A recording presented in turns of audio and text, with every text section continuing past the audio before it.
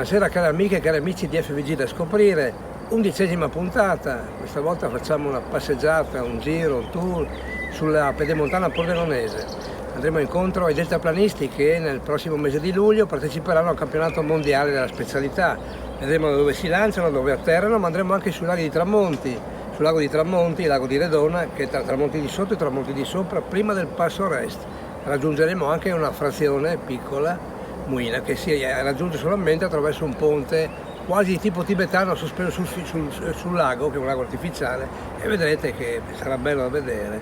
Ci andremo in giro con una nuova Subaru XV, una macchina fuoristrada, crossover, per anche una urban crossover, una macchina molto ben rifinita, compatta, gradevole da vedere, gradevolissima anche da guidare, e in anteprima per la puntata successiva una rapida intervista, una intro della nostra amica Mara Navarria, che proprio in questi giorni sta prendendo parte ai campionati europei, ai campionati del mondo di spada, e sta ottenendo ancora buoni risultati e ha vinto proprio nei giorni passati il premio Carati d'autore, premio del quale parleremo nella prossima puntata. Buona serata e buona visione a tutti e a tutte.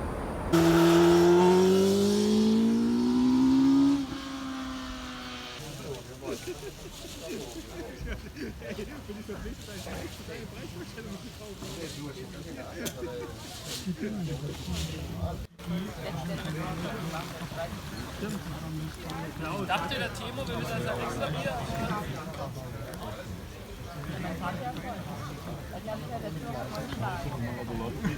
Sì, mi si dice napolitani ora, se non alla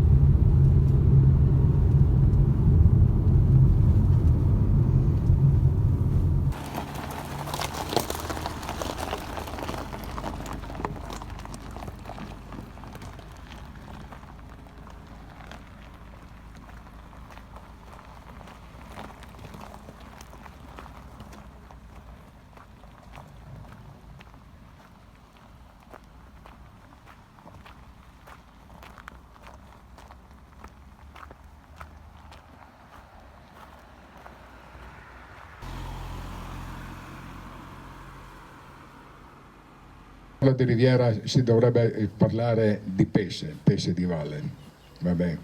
Quindi le fritture, quelle cose lì. Cose che vanno bene e che si sposano bene anche con i vini che si fanno su queste terre, perché bisogna considerare che il vino che si fa nella zona qui di Aquileia e anche nella zona di Carlino, che si va praticamente lungo tutta la fascia rivierasca, va bene?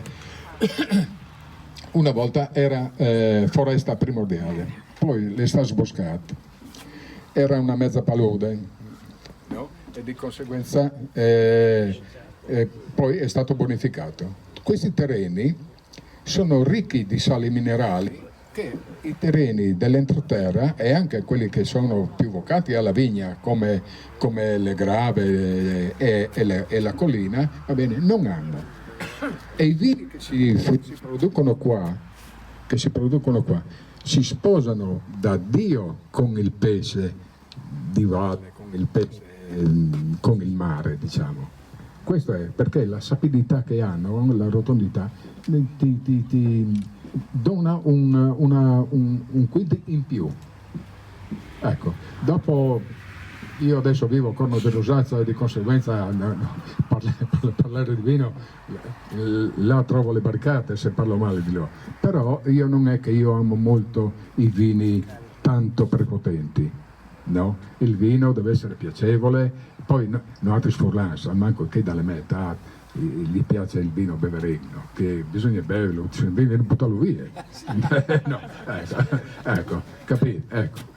E quindi un vino, quando dopo rimane tanto nelle botti e nei carati eccetera, che assume connotati che difficilmente quelli della mia generazione hanno codificato nella loro memoria, no?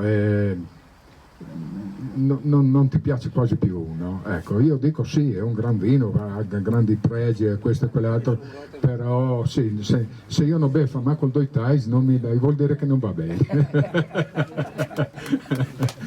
Ce la racconta brevemente il mio segretario generale, poi ci racconterà lei. È un breve curriculum, perché è inutile parlare di Mara Navaria così, tutti sanno che è Mara Navaria, soprattutto in Friuli e in Liguria, dove vive adesso. Dunque, brevemente soltanto, Mara Navaria fa parte del centro sportivo dell'esercito ed è la numero 3, il papà mi corregge se sbaglio, del ranking mondiale. È nata a Udine nel 1985 e ha iniziato a tirare di scherma a 10 anni come sport invernale, perché era alternativo a uno sport che lei praticava, che era la canoa.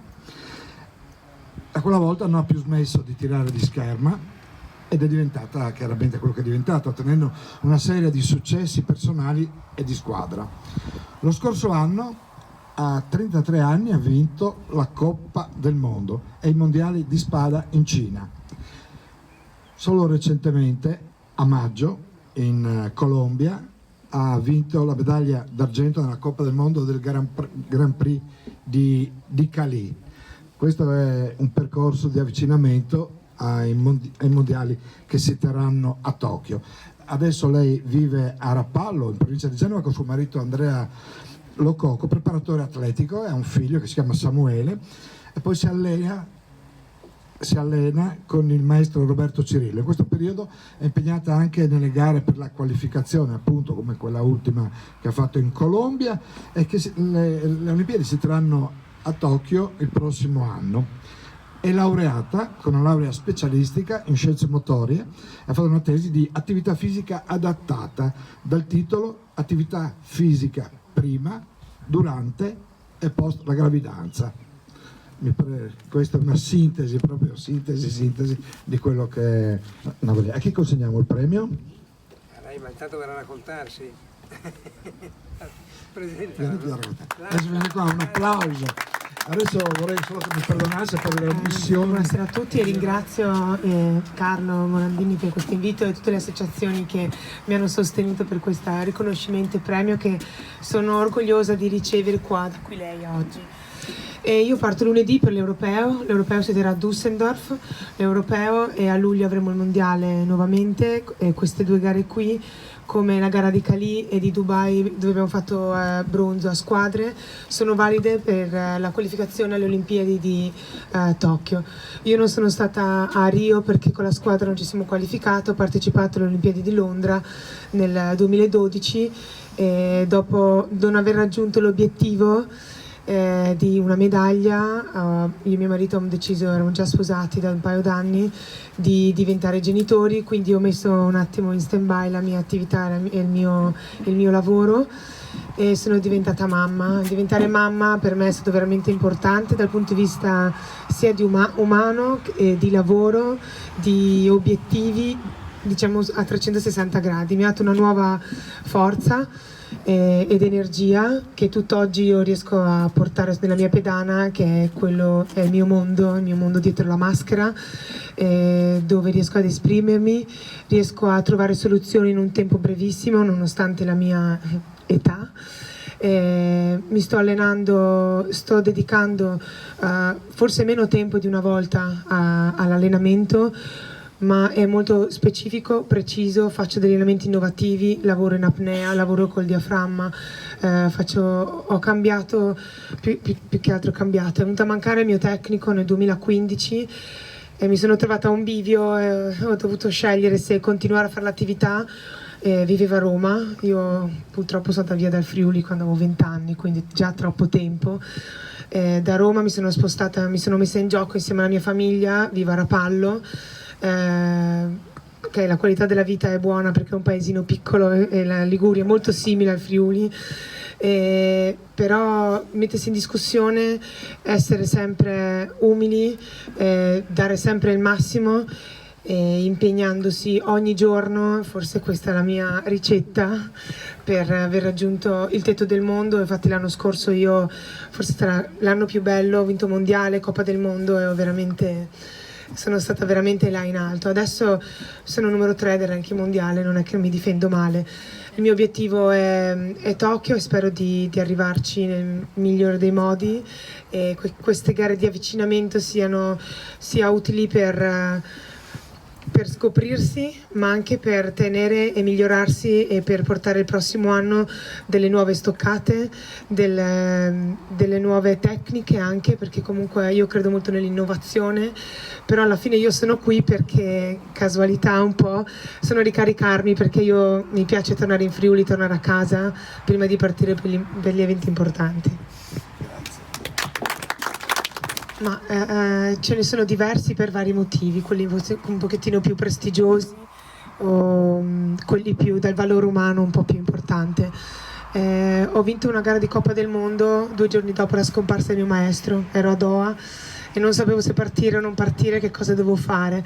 Sono arrivata lì dove io non mi allenavo da circa 3 mesi perché lui era in ospedale, io andavo in ospedale a trovarlo, facevamo le chiacchiere.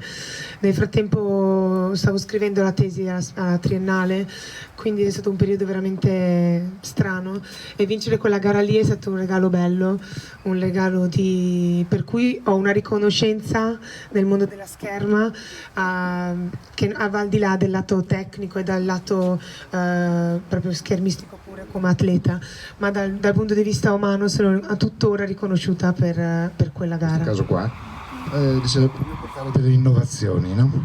Ecco, cosa si intende per innovazione nel campo appunto della scherma? Cosa potrebbe essere un'innovazione nella tecnica oppure Ma sia dal punto di vista dell'allenamento che magari vero e proprio, nel senso che io utilizzo delle lame, la spada, che è una delle 3 armi della scherma, spada, fioretto e sciabola. La spada è l'unica non convenzionale, quindi l'unica che non ha regole.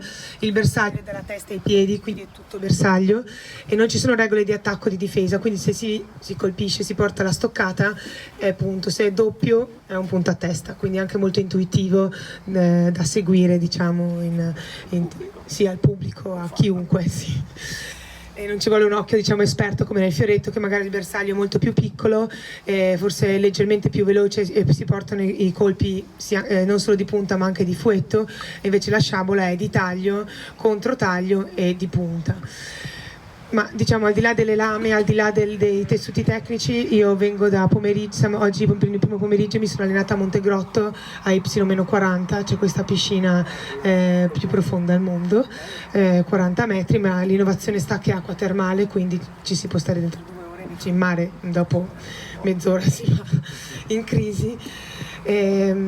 Lavoro sia sul lavoro mentale che tecnico. Io oggi sono uscita con la divisa da scherma, con dei pesi, perché comunque la divisa è molto pesante e ingombrante in acqua. Lavoro sia mentalmente e riproduco alcuni gesti tecnici.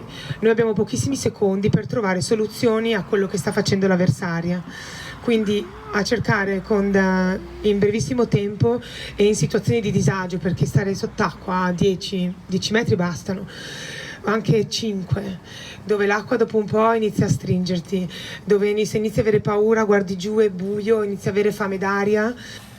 Bastano anche veramente 10 secondi. Se uno ha un problema, è in ansia, non ha trovato soluzioni, per andare in crisi e uscire subito. deve diventare un automatismo quasi. Sì, questo sì, però anche dal punto di vista del grounding, come mi pongo nei confronti dell'avversario, ci sono un sacco di esercizi che io mi sperimento sulla bioenergetica, su come mi presento, come posso osservare, che cosa posso carpire da uno sguardo.